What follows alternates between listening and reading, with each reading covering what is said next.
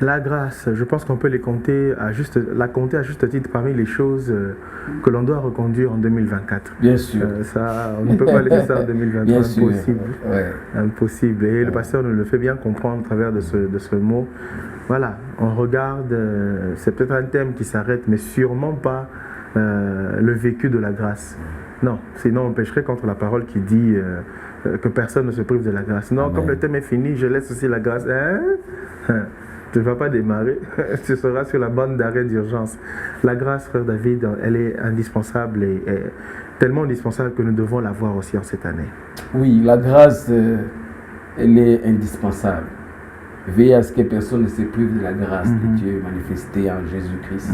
Notre Seigneur et Sauveur Jésus-Christ, il est celui qui est la manifestation de la grâce.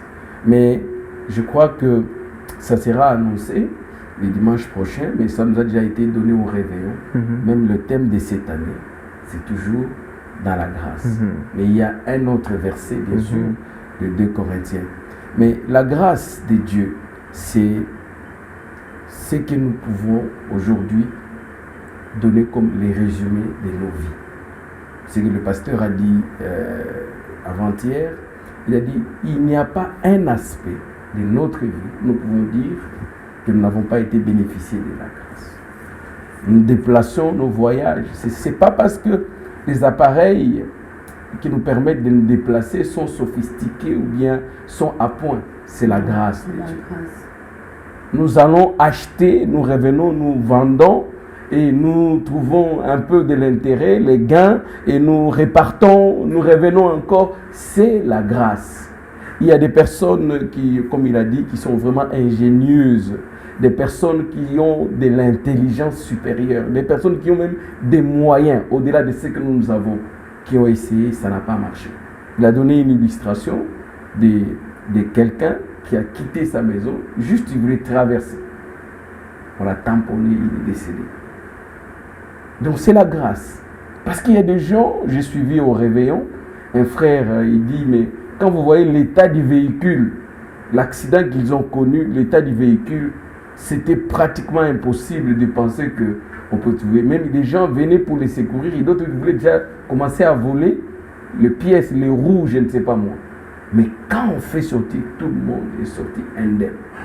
C'est la grâce de Dieu. Donc la grâce, je peux dire, c'est le dénominateur commun qui nous caractérise tel que nous sommes là. Le fait que nous soyons réveillés, que nous nous retrouvions sur ces plateaux de la parole éternelle, télévision, c'est la grâce. Mais c'est la grâce aussi de Dieu qui a fait que nous puissions traverser de l'année 2023 à l'année 2024.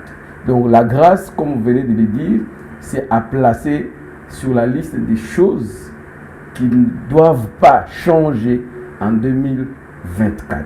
Parce que nous avons été bénéficiaires de la grâce en 2023. Nous sommes aussi en attente et nous devons bénéficier de la grâce en 2024. Nous en avons besoin en 2024. Nous en avons vraiment besoin. Plus que besoin. Moi, je vais ajouter comme ça parce que sans la grâce de Dieu, qu'est-ce que nous pouvons faire? Et j'aime bien quand Papa David a dit, vous l'avez aussi dit, que personne ne se prive de la grâce. Donc, que personne, pour 2024 en tout cas, il y a des choses que vous pouvez mettre de côté, mais ne mettez pas la grâce de côté. N'oubliez pas, désirez la grâce, demandez la grâce. Oh, parce que c'est la grâce qui fait que même à un certain moment, vous arrivez devant une porte qui était toute fermée, mais vous entrez. Par la grâce de Dieu, on vous retrouve dedans, on se pose des questions, mais comment cette personne a fait pour entrer? Vous allez répondre que c'est la grâce de Dieu. Amen. Comment vous avez fait pour sortir de cet hôpital? C'est la grâce de Dieu. Comment vous avez fait? C'est la grâce de Dieu. Alors, en ce matin, que personne ne se prive de la grâce de Dieu. Moi, je pense qu'on doit la désirer à tout moment. Même lorsque nous prions, papa et frère, ouvrir la bouche, parler, dire les mots qu'il faut au Seigneur, c'est la grâce de Dieu. Moi, je pense que la grâce, elle intervient partout. Elle est là, elle intervient partout et que personne ne s'en prive en tout cas. Que personne ne s'en prive. Fondamental parmi les choses fondamentales pour nous cette année 2024, la grâce de Dieu. Il y a la grâce que le Seigneur nous a faite. Il y a le mouvement de grâce faite, mais il y a aussi le mouvement de grâce rendue. Et c'est ce que nous attendons pour cette année. Ça a été annoncé, comme Papa David le dit, ça a été annoncé au travers, pendant le réveillon, par rapport au thème de cette nouvelle année. Encore une fois, la grâce, mais il y a aussi la grâce à rendre au Seigneur, tel qu'il a donné, qu'il en consomme les fruits. Bon, on ne va pas entrer déjà à décortiquer le thème. On va attendre que le thème s'ouvre par la grâce de Dieu, que le Saint-Esprit l'ouvre et nous le fasse consommer grâce sur grâce. 2023, grâce. 2024, encore grâce. Et nous avançons avec le Seigneur, un pain qui nous fortifie et qui nous bénit et avec lequel nous allons marcher tout au long de la journée.